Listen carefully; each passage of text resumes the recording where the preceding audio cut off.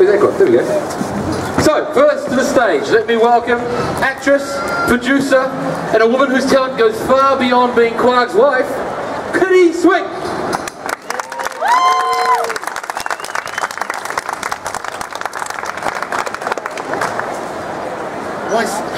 Sorry about this, my tablet keeps jumping down for some reason. And joining her on the stage, he was the Principal Snyder in Buffy the Vampire Slayer, of course Quark in Star Trek, but personally, I think his best role, the one he should have got an Oscar for, or a Grammy if it's a TV tradition, was as the Terror in the live-action series The Tick, which not everyone is old enough to remember. Ladies and gentlemen, Armin Shimerman.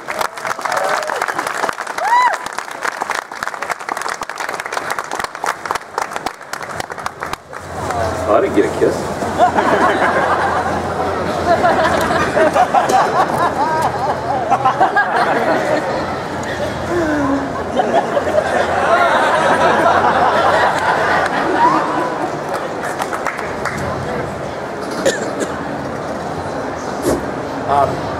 Also, a few people know this, but in case anyone is interested, I also am the voice of in BioShock, which is a very popular.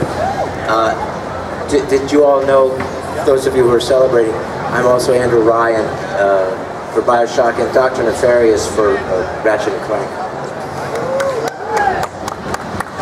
So, what questions can we ask you, answer for you? Sure. He wants to ask you questions, which is probably a very good idea. If you just sit there like a picture, we're going to leave. So you've got to really raise your hand and do something. When you played Quark in the Deep Space Nine, was there anything in particular for your character that you liked about portraying in Deep Space Nine? That's a very good question, and I think Quark taught me how to be more outgoing. So yes, I like that quality about Quark a lot. I tended to be a very bashful, shy person before playing Quark, a very insular sort of actor, and Quark taught me how to come out of myself. I also liked Quark's commitment to his point of view. It's not that I wanted to take everyone's money as a human being, but rather I liked his dedication to what he believed in. And although it may not be something that everyone believes in, he did, and more power to him. So, you're welcome. You're welcome.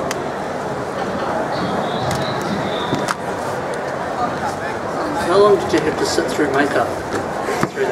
Usually when I come on stage for any of these things, that's the first thing I walk on stage, I turn to the audience and go, 2 hours. So it took 2 hours. You know, I hate this couch. It took 2 hours to be put into makeup. On the one time that they put me in, I think it was Nemesis, the movie, I think that's the name of the movie, it took 5 hours. My makeup lady was a perfectionist. She did incredibly good work, and in fact, the poster that they have behind my table is not Quark.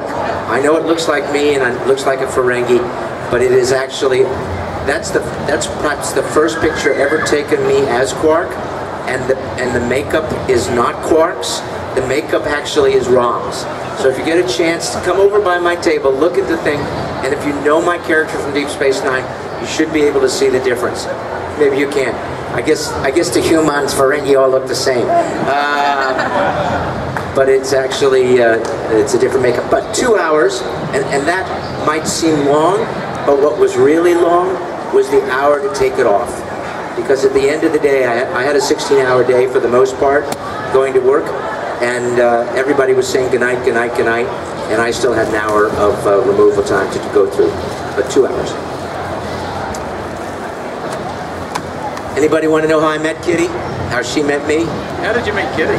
Attention, Armageddon attention. Ash, why don't you ask your question and Welcome I'll get around to that. Christchurch 2015 Armageddon. We have a videographer recording people's memories of Armageddon outside 4 by the Cosplay Lounge. If you'd like to share your memories of Armageddon, coming to a show, or meeting new people at a show, please head over A particular scene? to 4 on the concourse and see our videographer. Thank you.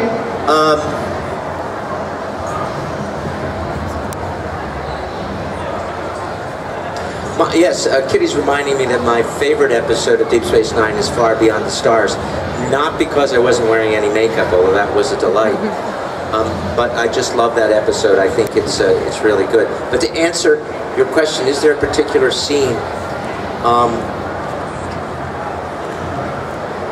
I will. They were all good scenes, and I loved the people I worked with. And in each episode, each scene had its challenge, and I tried to live up to that challenge. But I think the scene that perhaps I'm most proud of, and not so much for the work, but for what had to get done in order to produce that scene, is the scene between Quark and Garrick when they talk about root beer and Starfleet. And the reason that's one of my favorites is that unlike most actors on television who rightfully so only work from Monday to Friday, and their weekends are their weekends, and they don't think about their work during their weekends. On Deep Space Nine, because we had so much makeup, I tended to convince the actors to come over to my house during the weekend and work on the scenes out of makeup, so that we would be a little bit ahead of the curve when we went to work on Monday. That being so, Andy Robinson, who played Garrick, and I, who are close friends, worked on that scene, and we saw it as a very sort of interesting, pragmatic, Machiavellian, serious sort of scene. When we got to work on Monday, the director asked us to run through it, and we did. And he said, well, that's way too serious for what it should be. It should be just a comic scene.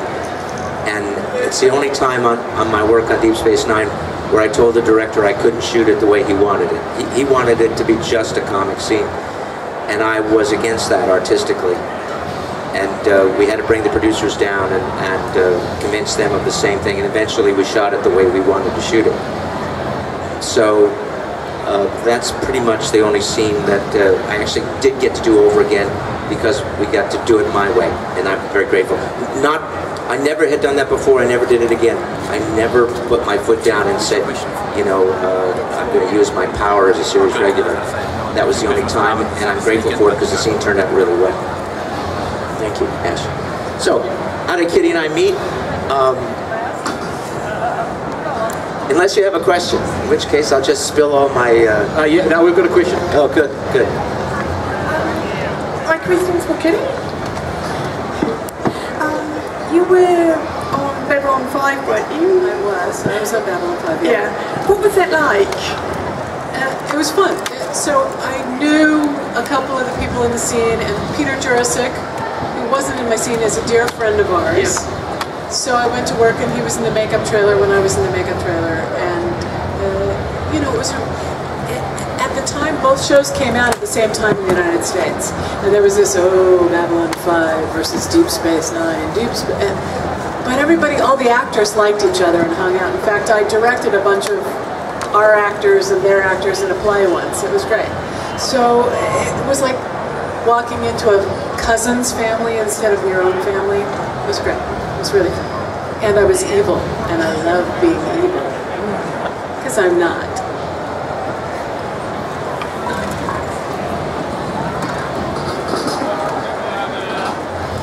He's taken my job. Mine one's actually for Kitty. When you guys met, was it him that started the conversation, or was it you?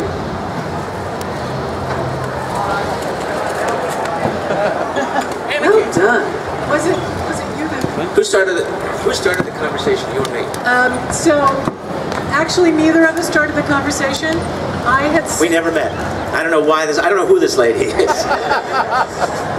My old boyfriend was visiting me. Your old boyfriend. Mark was your old boyfriend? Yes. Huh. My old boyfriend was visiting me in New York, and I said, go to Barrymore's, which was this theater bar. I said, go to Barrymore's. There'll be a guy sitting at the bar. He's got red hair. He's about 20 years old. I never had red hair. I'm not talking about you. Okay. I said, there'll be a guy sitting at the bar. His name's George Hearn, who's a Broadway musical comedy actor, very famous Broadway musical comedy guy. He was famous for many things. Women, mostly. He was the biggest Lothario on Broadway.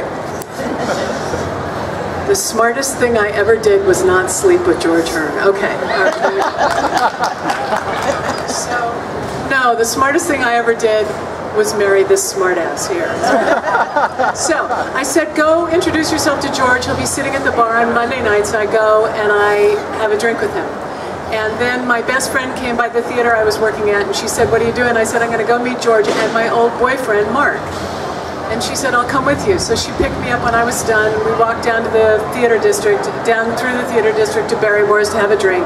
And Armin and George Hearn and my old boyfriend Mark were talking about long-distance relationships. Armin and I met that night. We got married. My old boyfriend and my best friend met that night, and they got married. And George? Not so much. George got married many times. Many times. But not that night. Yeah. So that, I guess we kind of just were group talking. And then one Monday night we were all group talking, and nobody showed up to group talk except us, and that was it. We've been together ever since. So, I know you're all thinking, well, my question isn't important or not smart enough or will offend the two people on stage. I often do this at conventions. If there's a deep, dark question about anything that you saw on our show, Kitty shows, that you would never ask. You would never ask because it's too embarrassing, like, how much money did you make? I'm willing to answer. And I'm willing to tell you the truth. What? But don't ask. No, if someone asks, I'll be glad to tell. Okay, there you go. But I'm willing to take any question that is usually not asked. Otherwise, it gets pretty boring for me. Yeah, Eddie. Hi. Okay. Two questions, really. I love that video you guys did of Antaeus. Antaeus. Come see us. With your dog. Stupid question. What's the dog's name? Oh, it wasn't our dog, but we didn't use our... someone else's dog. Yeah, we didn't use our dog because our dog would have eaten the other dogs in the room. Yes. So we borrowed a dog. Cool. But those people who make those funny videos, Gabe and Anna, that wrote that and directed that, they have a movie coming out called Deani and Divine Meet the Apocalypse, which Armin and I are in. Harry Groener, who you guys probably all know from Buffy, is in it. Barry Bostwick, you may know, is in it. Any other science fiction people? Yeah. They're very funny, aren't they? Yeah. And the other question was, I understand that Prophet and Lace probably wasn't your favorite episode. Thank you, Eddie. It was absolutely my worst. In Prophet and Lace, for those of you who watched our show, the writers had this idea that wouldn't it be funny if we turned Quark into a woman? Now, I think that's actually an interesting idea, a very interesting idea, but once they thought that would be funny, they didn't write the rest of the show. So it was just a sight gag, and as you may or may not remember, they put me in a rather large fat suit and gave me breasts and changed my makeup and put me in high heels. By the way, ladies, I have great respect for you all now, having worn high heels for a week, especially on grading. Lots of grading on our set, and I had to maneuver high heels around grading. But I hated Prophet and Lace because it was a stupid story, and it is the only episode, it's the only time in my life where I ever fainted. I literally fainted while working. I was hanging from a bar, and somebody was trying to pull me off the bar, and the next thing I knew, I was on the floor. I do not remember going from the bar to the floor. They kept asking me if I was all right. I fell about a height of about 12, 14 feet, and I guess with all the fat that I was wearing in the fat suit and the rubber head, I just bounced. Yeah.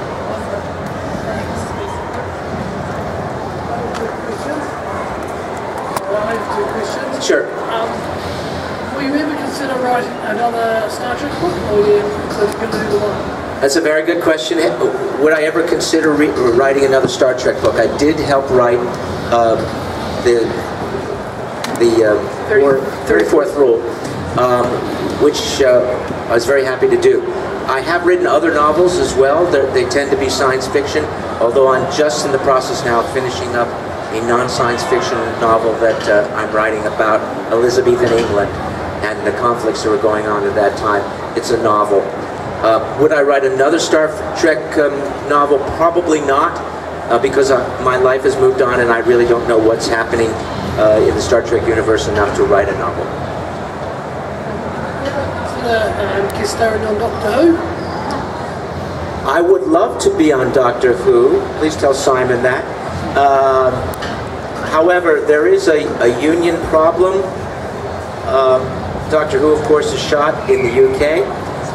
For an American actor to appear in the UK, there are certain dispensations that are needed between the unions, and if those dispensations could be worked out, and if they wanted me, I'd be on a plane right away to do it. Yeah.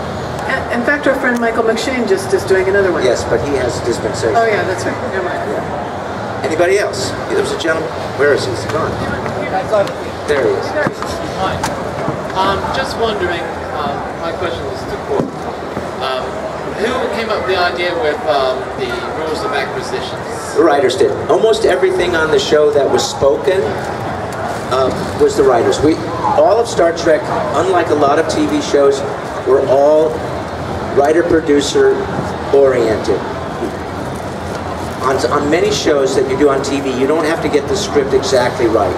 On Star Trek, no matter which of the shows we're talking about, the writers expected you to get every letter, every comma, every period exactly the way it was written. And we did that. So the rules of acquisition are all writers' ideas, and every single one of them was made up by the writers. So what's your favorite one? My favorite one? Probably the first one, where they all stem from, which is, once you have their money, never give it back. Which is what I say at Paramount as well. The true Ferengi. Thank you. Firstly, I'm pretty thankful for Quark and Nog and Rom. It's the only characters in science fiction that ever got my wife interested in those shows. Good. So thank you for that. The second thing I was going to ask is, well, you do some pretty funny things in Little Green Men. I love that episode. It's one of my favourite. There's also a passionate one where your nephew is shot and he loses his leg, which is a really cool one, and then you have to fight for Deep Space Nine, and those are cool. But when I look at Little Green Men, I think, what's the oddest, strangest, funniest fan experience you've ever had? Well, Little Green Men, by the way, is one of my favorites as well. It was we had a great time doing it. I will tell you my funniest experience with fandom. Am I going to? I don't think I'm going to offend anybody here. Okay, so, but even so, that shouldn't offend me. Okay. I was in a city called Phoenix in the United States. We'd been on the air for about 4 or 5 years. I was taking questions as I am doing now. We had time for one last question. There was a little boy about the age of that young girl right there on the end. That's my daughter. That's your daughter? Okay, yes. Okay. And I saw his hand waving and I said, yes, yes, what's your last question? What's your question? This was his question. What's it like being an action figure doll, and do you ever play with yourself?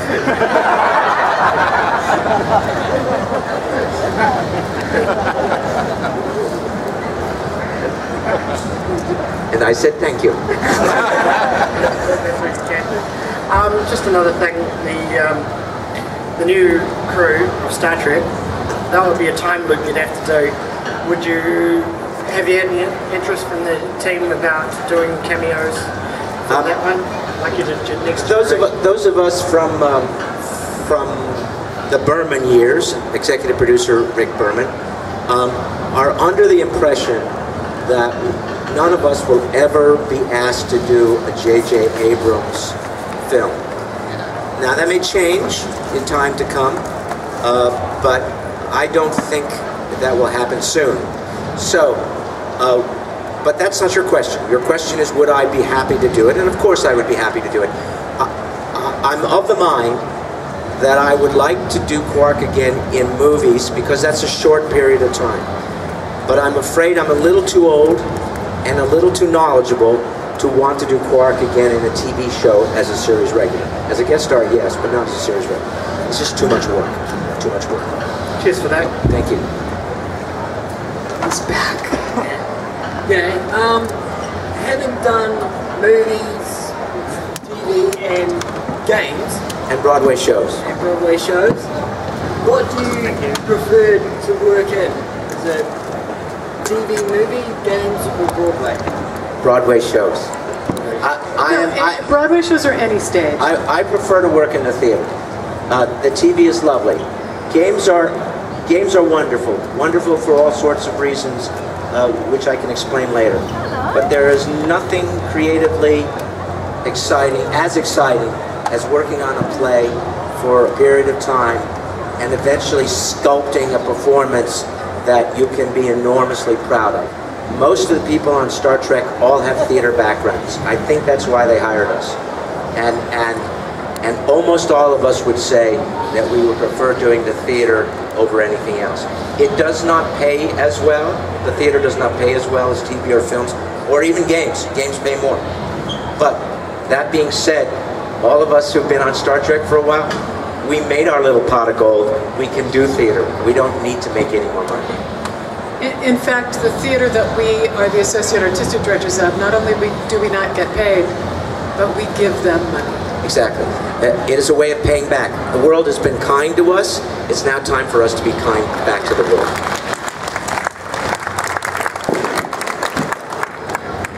I have two questions, and I'd like to hear from both of you from this one.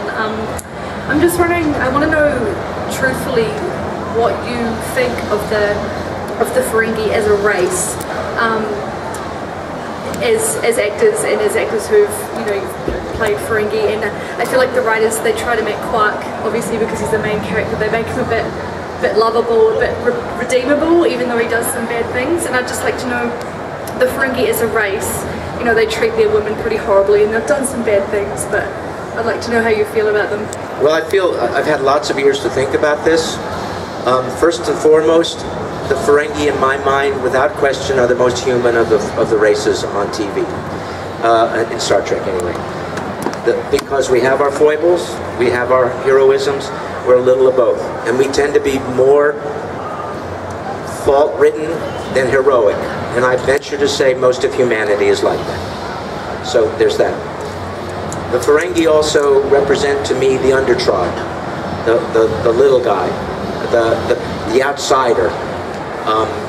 In my travels around the world, I've often been asked if the Ferengi are the Jews. When I come to this part of the world, I'm asked, are the Ferengi the Chinese? When I go to England, I'm sometimes asked, are the Ferengi the Irish?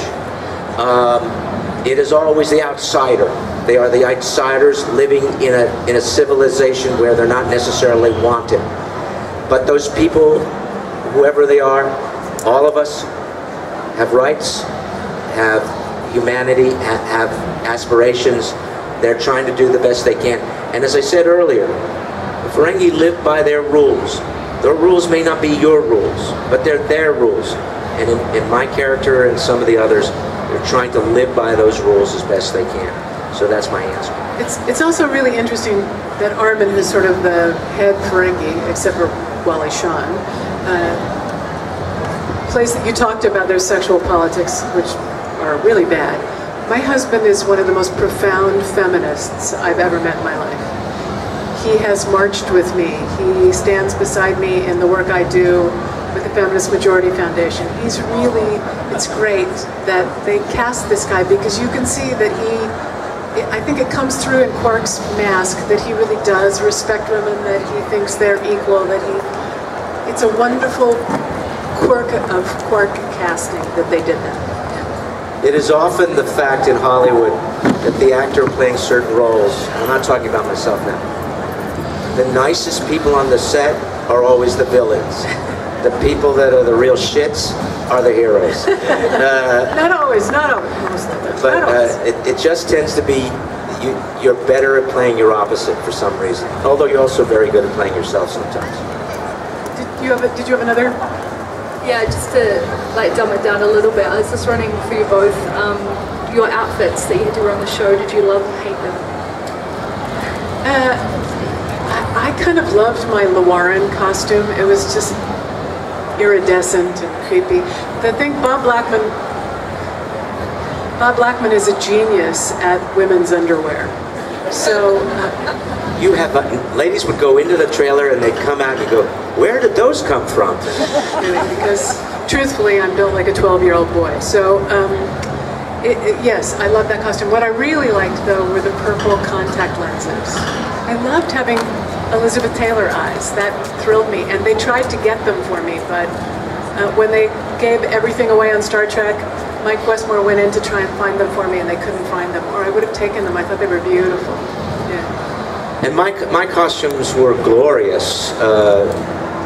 Bob used to say that he had the most fun designing Quark's wardrobe over any other character on Star Trek. That said, they were also the warmest. No. The Cardassians. But my costumes were made out of this material. That's what it, and I had 3 layers of it. So they were warm. It's why we rehearsed on the weekends. It's because after about 8, 9, 10 hours, all of us would be drenching sweat. And it's a little like having a head cold. We wouldn't know where we were, let alone what our next line was. So that's what we tried to stay ahead of the curve. But they were glorious costumes. And each one was better than the next. Thank you. Thank you.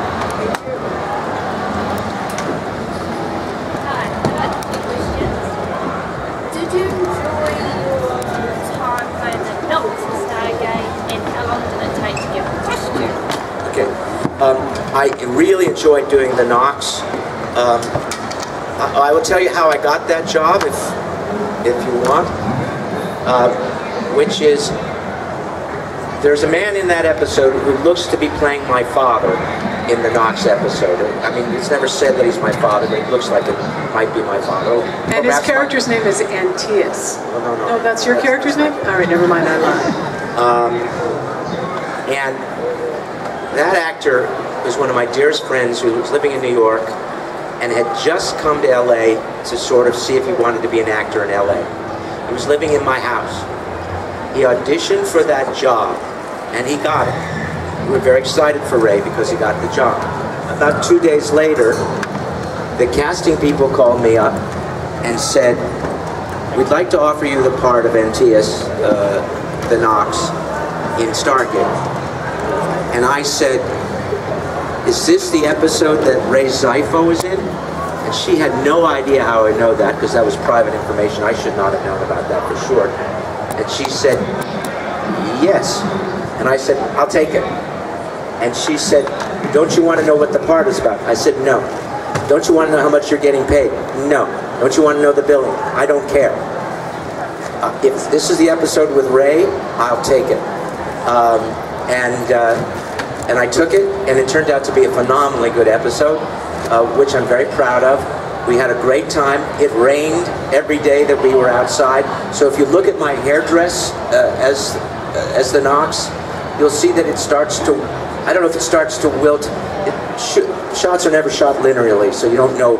You may see where it's high one day, low another. Because as I stood out in the rain, the straw just began to melt around my head. But a wonderful time, great people, and it's too long an answer for me to explain why I didn't do the other 2, although I would have liked to. Hi, we saw you at Years of Ball a few years ago. I just wondered if the Orange Brothers were going to tour. Just say again, if what? The Orange Brothers were going to tour. Oh, the Orange Brothers. The Orange Brothers actually are going to meet again in Denver next month.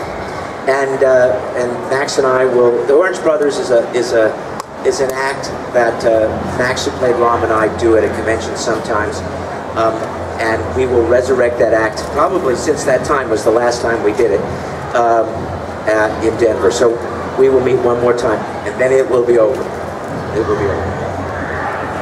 Anybody else? Hi. My partner, question for you, Armin. My partner and I are huge fans of Boston Legal, and you had a role in that as a judge. I think it was Judge Hooper. I was just wondering, what did you think about the good things and the bad things of working on Boston Legal, and what did you think of the Lincoln Meyer storyline? Because we really loved that character. I wish that character and that storyline lasted longer. So Boston Legal is a show that I guest starred on for about 7 episodes. My good friend Renee Aubergenois was a series regular on it for a long time. Because Kitty and I had watched, because of Renee, we loved that show. Loved that show. And David Kelly has been very good to me over the years. Has hired me for many, many shows. And I kept hoping that someday I would be on Boston Legal and get to do that show. So one day it happened. They called and asked if I would play the part of Judge Hooper. And I said yes. My agents got on the phone with me.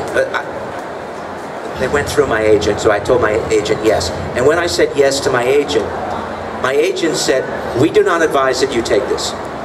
We think this is a bad idea." And I said, "Why?" And they said, "Because it's only 1 day work, and they're not going to pay you what they normally should be paying you because it's only 1 day work." I said, "I know what you're thinking." I'm going to stop for a second. I know what you're thinking because you know it was more than 1 day. And I'm telling you the story behind this. They said, my agent said, "Don't take it." We had a huge fight. Luckily, my agent is also my neighbor, so it wasn't that big of a deal. And I did Hooper. I did the first episode, which was only supposed to be the only episode. And I finished it and went away and thinking, okay, maybe they'll call me back, this judge back in for another episode sometime in the future, hopefully. Because he'd done that before when I worked for David Kelly. Unbeknownst to me, while I was shooting that episode, David Kelly, who's the man, the head writer and the producer, went into his writer's room and told the writers to take a month and a half off. He was going to write one particular trial that was going to have an arc of 6 or 7 episodes. And it was going to involve a murdered judge and who murdered the judge. He had decided in his mind that the murdered judge was going to have a husband. The murdered judge was a woman. The murdered judge was going to have a husband. And for some bizarre reason, he decided that the husband had to be a short actor. God knows why, but he decided that. He had a casting call. He brought in a lot of short actors, including my good friend Ethan Phillips, who read for the part, who later was in the show as well. But David Kelly didn't like any of the auditions that he saw. He went to dailies, which is where the producer goes to watch the film work that was done either the day before or the day before that on the show. He goes to dailies. He sees me playing this judge, Hooper. And he goes, Armin can play the husband. And lo and behold, I went from a 1 day episode to an 8 episode arc, got paid a lot more money, and I was able to thumb my nose at my agent who told me not to take it. So it was lovely. And then they wrote us, as you probably know, they wrote Renee and I a scene in, I think, the 3rd episode. And when I got the script, I called Renee up and said, "Renee, I know this is Boston Legal, but this looks like an Odo and Quark scene to me." And he said, "It's a gag, Armin. I wouldn't memorize it. He just wrote it for our benefit. We're never going to shoot that." So, of course, we did shoot it. And the lovely little anecdote was,